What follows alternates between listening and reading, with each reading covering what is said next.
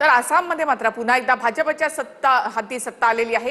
हेमंत बिस्वा शर्मा यांनी गड राखलेले काँग्रेसचे नेते गौरव गोगोई यांचा देखील या ठिकाणी पराभव झालाय। आसाममध्ये सलग तिसऱ्यांदा भाजपचं सरकार आलंय। आसाममध्ये मुख्यमंत्री हेमंत बिस्वा शर्मा यांचा प्रभाव कायम आहे।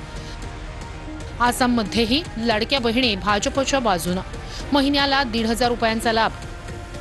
आसाममध्ये भाजप सरकारकडून 26 लाख महिलांच्या बँक खात्यात पैसे। गौरव गोगोई राहुल गांधी यांनी ताकद लावली, पण काँग्रेसला आसामच्या जनतेनं पसंती दिली नाही।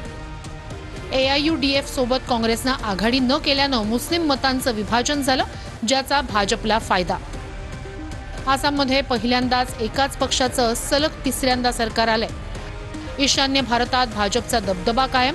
2016 पासून भाजपची पकड।